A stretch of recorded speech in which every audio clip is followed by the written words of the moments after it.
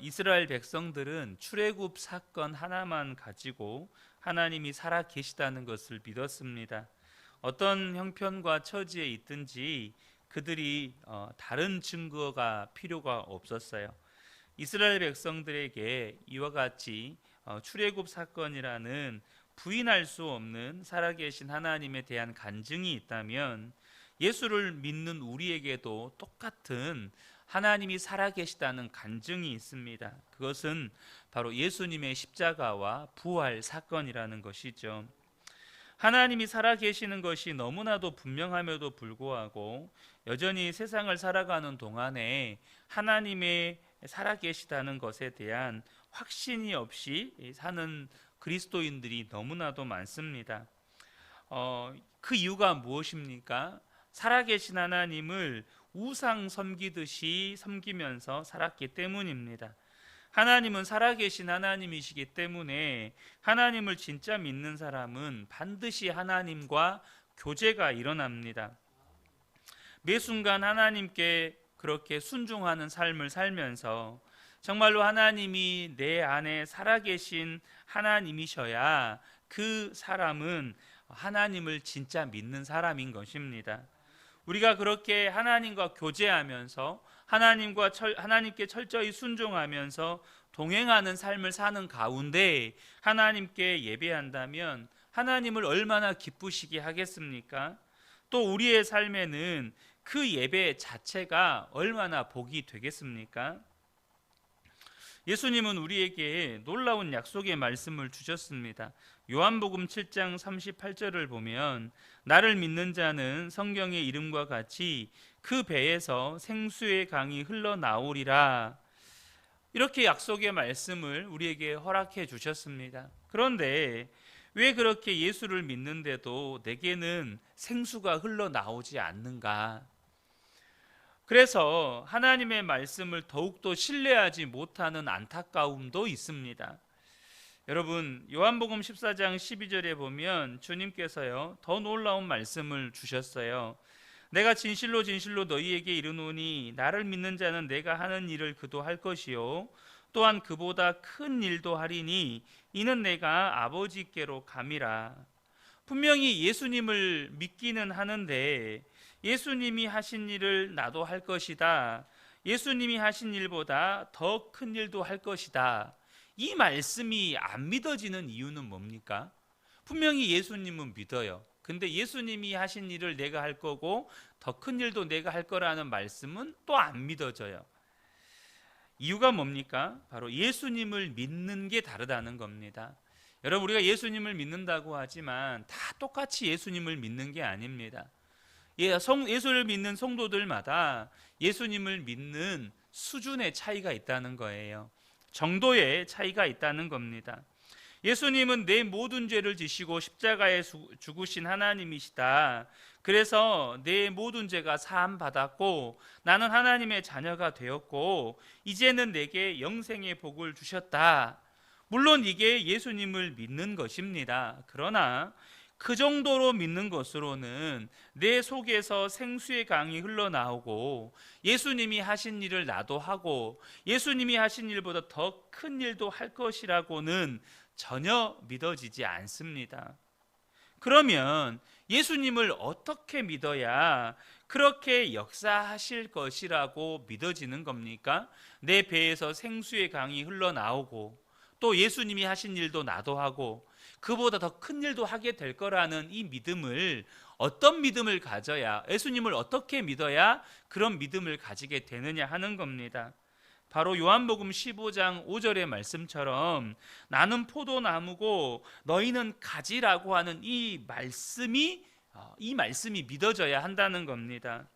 내가 주님 안에 거하고 주님이 내 안에 거하신다면 내 속에서 생수의 강이 흘러나오는 것은 이상한 일이 아니라 당연한 겁니다.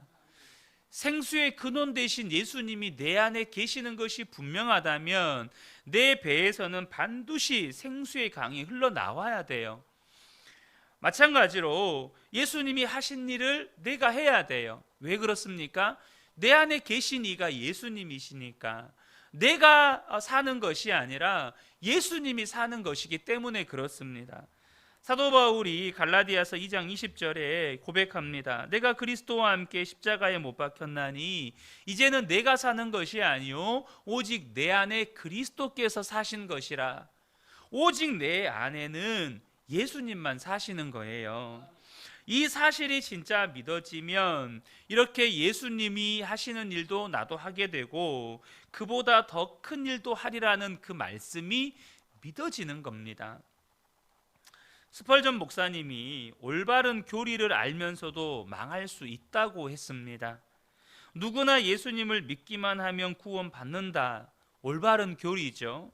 그런데 이 교리를 은밀한 죄를 지어도 구원을 받을 것이고 사람들과 불화하고 다투면서도 구원받는다고 악용한다면 그는 올바른 교리를 알면서도 구원에 이르지 못할 것입니다. 이렇게 말씀하셨어요. 분명히 누구나 예수를 믿으면 구원받습니다. 그런데 내가 내 마음대로 살고 혹은 은밀한 죄를 짓고 혹은 다른 사람과 불화하고 갈등하고 싸우고 시기 질투하고 미워하면서도 내 마음 안에 예수 믿으니까 나는 구원받아. 이 사람은 구원받지 못한다는 거예요. 여러분, 그러므로 저와 여러분이 예수님을 믿을 때 그저 교리적인 지식으로 속죄함을 받았다고 하나님의 자녀가 되었다고 믿는 수준에 그치면 안 된다는 겁니다. 정말로 예수님과 나는 포도나무와 가지처럼 하나요.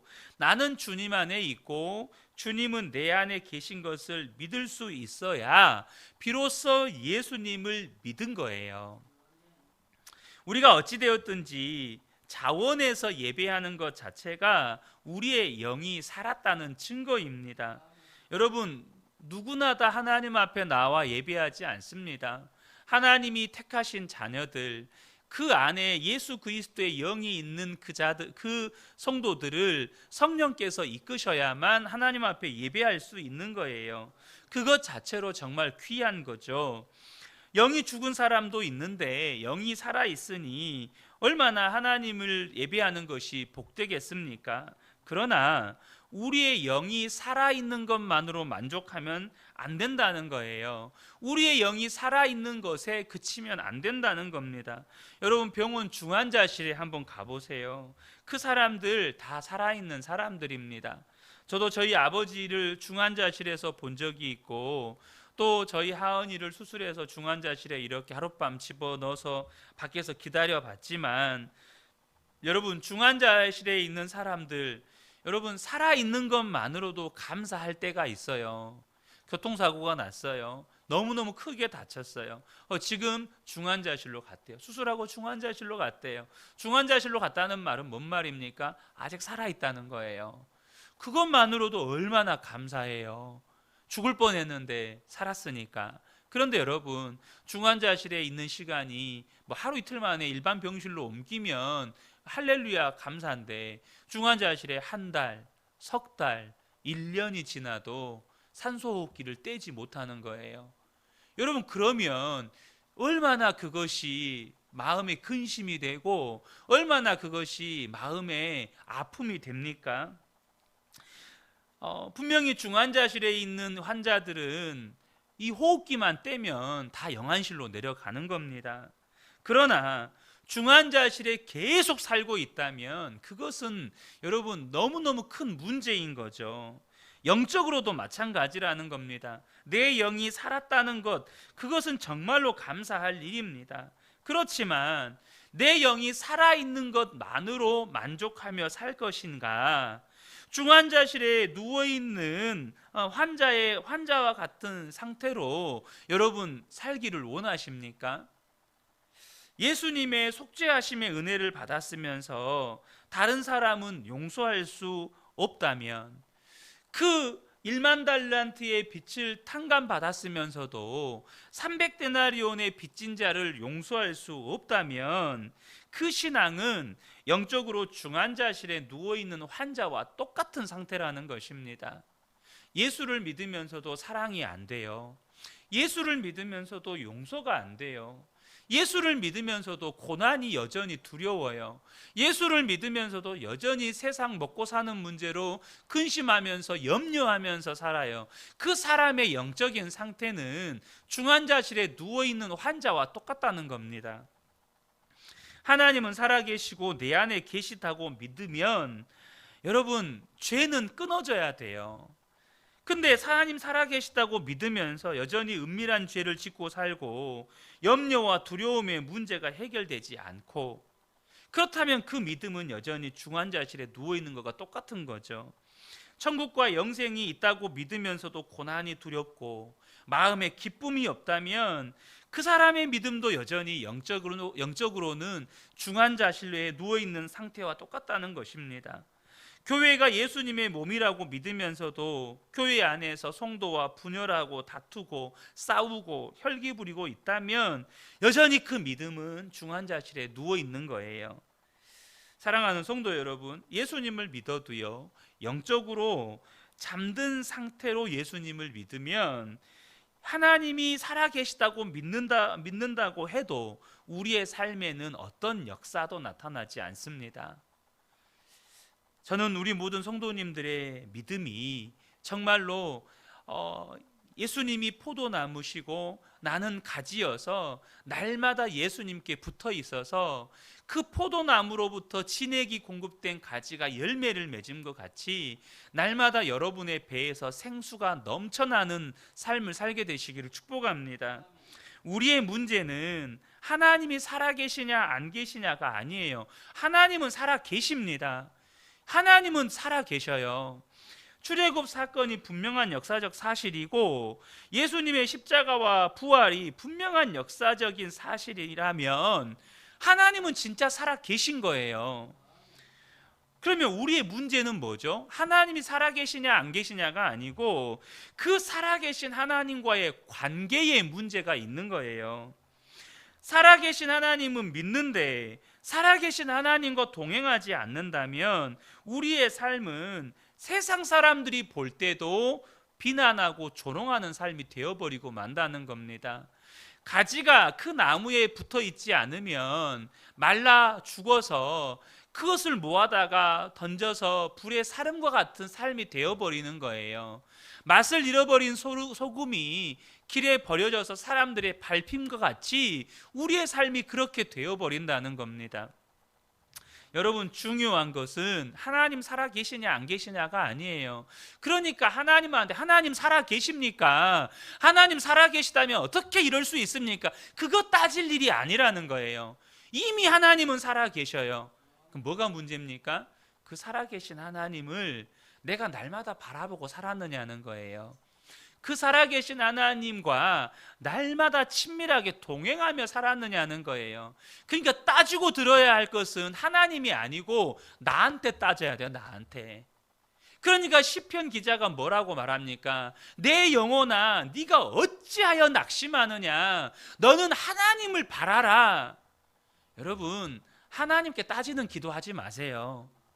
여러분 스스로를 향해서 차라리 따지세요. 어찌하여 이렇게 낙심하여 불안하여 하느냐? 너는 살아계신 하나님을 바라라. 왜 하나님 바라보지 못하고 그렇게 근심하고 염려하고 있느냐? 하나님 살아계시는데 내 영혼아 정신 차려라. 내 영혼아 깨어서 주님을 바라보아라. 그렇게 해야 된다는 거예요. 살아계신 하나님을 믿는데도, 예수님을 그렇게 믿는데도 삶의 기쁨도 감동도 없다고 말하는 성도들이 있어요. 여러분, 그 말은 거짓말이에요. 하나님 살아계시다면, 내가 그 살아계신 하나님을 진짜 믿고 있다면 내 안에는 기쁨이 있는 거예요. 내 안에는 여러분 감사가 있는 거예요. 근심과 염려는 떠나가는 겁니다. 우리의 삶에 진짜 예수님을 믿게 되면 반드시 우리의 삶에는 말할 수 없는 감동과 간증이 있게 됩니다. 주님과 동행하는 삶을 살아갈 때 여전히 힘들고 어려운 일들이 많이 일어나지만 기쁨과 감동의 간증 또한 계속 생겨요. 시편 16편 8절과 9절을 보면 내가 여호와를 항상 내 앞에 모심이여 그가 나의 오른쪽에 계심으로 내가 흔들리지 아니하리로다. 이러므로 나의 마음이 기쁘고 나의 영도 즐거워하며 내 육체도 안전히 살리니. 여러분, 다윗은 하나님을 막연하게 믿은 게 아니었습니다. 항상 하나님을 내 앞에 모시고 나는 항상 하나님 오른쪽에 있다고 믿었어요. 하나님이 늘 내 오른쪽에 계시다고 믿었어요. 그랬더니 그 마음이 얼마나 기쁜지 그 영이 즐거워하고 몸도 안전했다는 거죠. 우리가 주님과 친밀하게 동행해야 하는 이유가 바로 여기에 있습니다. 우리가 예배당에 나와서 예배드리는 것이 정말 귀하고 복된 일이지만 거기에 만족하시면 안 됩니다. 하나님의 관심은 예배드리는 1시간만이 아니고 남은 23시간에도 여러분 큰 관심이 있어요. 우리가 1시간 예배드릴 때 이 시간도 너무너무 귀하죠. 그럼 나머지 23시간은요? 그 시간도 하나님에게는 너무나도 큰 관심이세요. 예배 후에 삶의 현장으로 돌아갈 때 거기서 어떻게 주님과 동행하느냐 하는 것이 우리의 삶 전체를 바꾸는 일입니다.